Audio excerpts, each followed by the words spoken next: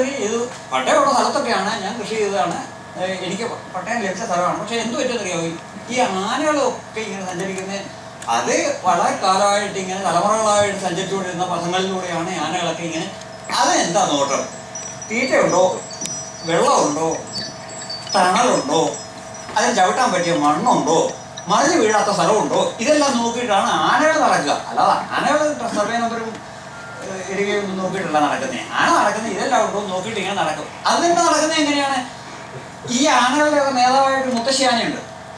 അയാൾ കഴിഞ്ഞ കൊല്ലം കൊണ്ടുപോയ വഴി ഇയാളെ കൊല്ലം നടക്കുന്നതേ ഉള്ളൂ. അപ്പൊ അതിന്റെ മെമ്മറി അങ്ങനെയാണ് വരിക.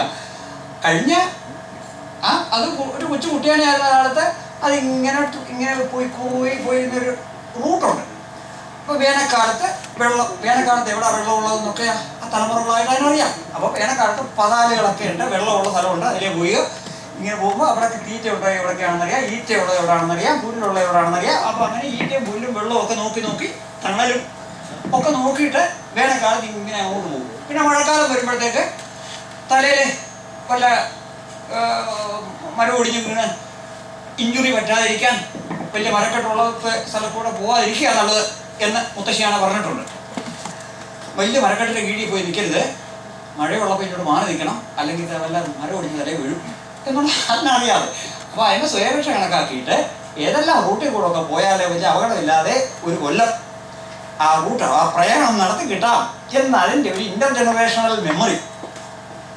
അങ്ങനെ ഒരു മെമ്മറി ഉപയോഗിച്ചിട്ടാണ് വന്യജീവികളൊക്കെ ഇങ്ങനെ സഞ്ചരിച്ചു വരുന്നത്. അപ്പോൾ അത് പോകുന്ന വഴിക്ക് ഇങ്ങനെ ഒരു തീയതിക്ക് പട്ടയം കിട്ടുകയും നമ്മൾ നെല്ലിറക്കുകയും കരിമ്പ് കൃഷി ചെയ്യുകയൊക്കെ ചെയ്യുമ്പോൾ പുള്ളിക്കാരൻ വരുമ്പോൾ അതിൻ്റെ പട്ടയം കിട്ടിയ കാര്യമൊന്നും പുള്ളി അറിഞ്ഞിട്ടില്ല. അതുകൊണ്ട് അതിന് വരുന്നത് മാത്രമേ ഉള്ളൂ. അതിൽ വന്നിട്ട് വരുമ്പോൾ നെല്ലാ കണ്ടതെങ്കിൽ പറിച്ച് തിന്നുന്നു എന്ന് മാത്രമേ ഉള്ളൂ. അപ്പം ചില സ്ഥലങ്ങളിലൊക്കെ കരിമ്പായിട്ടതെങ്കിൽ കരിമ്പാണെങ്കിൽ പിന്നെ തിന്നാതിരിക്കുമോ?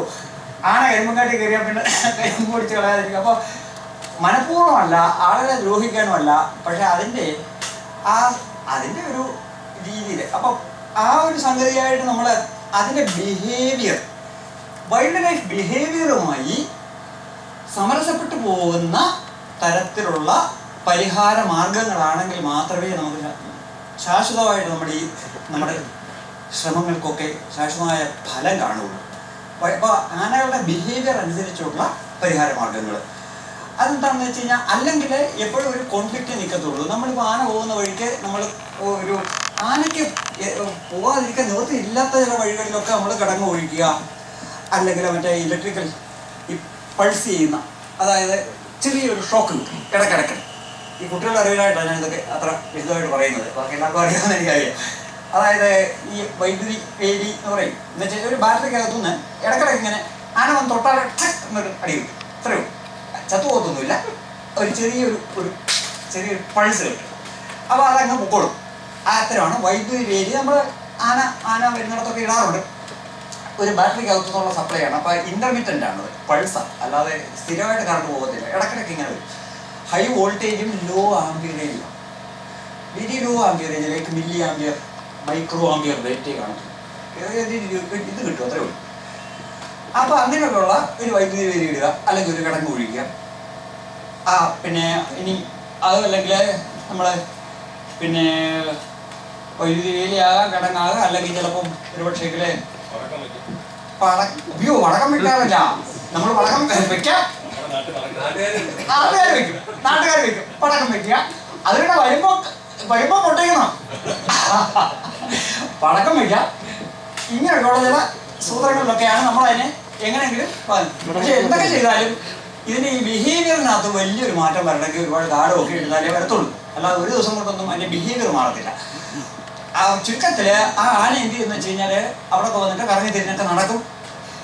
സംതിങ് റോങ് എന്നാണ് എനിക്ക് മനസ്സിലാവും. ഞാൻ വന്ന വഴിക്ക് ഇവിടെ ഒരു തടസ്സമാണ്.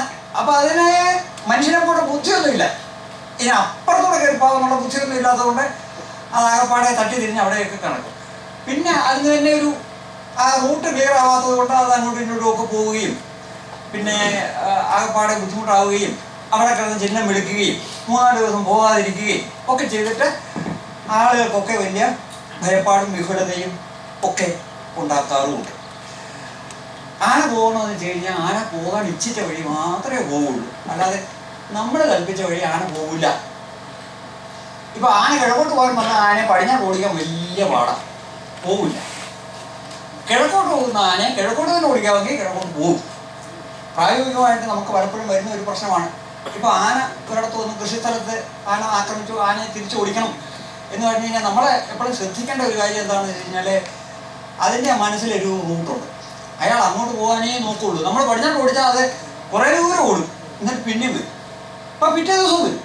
കാരണം എന്താ കഴിഞ്ഞാൽ അയാൾക്ക് അങ്ങോട്ടേ പോകുള്ളൂ, കിഴക്കോട്ടേ പോകുള്ളൂ. കിഴക്കോട്ട് വിട്ടാൽ പോകുള്ളൂ, പക്ഷെ പടിഞ്ഞാട്ട് ഓടിച്ചു കഴിഞ്ഞാൽ അത് പിന്നെയും തിരിച്ചു. അപ്പം ഇങ്ങനെയുള്ള ചില ബിഹേവിയർ സംഗതികളും കൂടെ മനസ്സിലെടുത്തിട്ട് വേണം നമ്മളെ ഈ വന്യജീവി ഇത് മാൻ ആനിമൽ കോൺഫ്ലിക്റ്റ് വരുന്ന സ്ഥലങ്ങളിലൊക്കെയുള്ള ഒരു നമ്മുടെ സ്ട്രാറ്റജി നിർണ്ണയിക്കാൻ.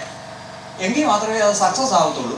അങ്ങോട്ട് പോകാൻ ഉദ്ദേശിച്ച ആനക്കൂട്ടത്തിനെ ആ ഭാഗത്ത് തന്നെ വിട്ടാലേ പറ്റുള്ളൂ. അത് നമ്മുടെ അനുഭവം കൊണ്ട് അറിയണം, അതറിയണം.